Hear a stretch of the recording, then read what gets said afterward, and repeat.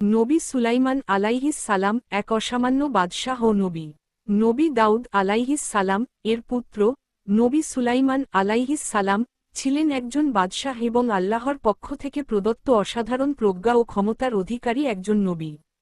তার রাজত্ব এমন ছিল যা পৃথিবী আগে কখনো দেখেনি এবং পরেও কখনো দেখবে না।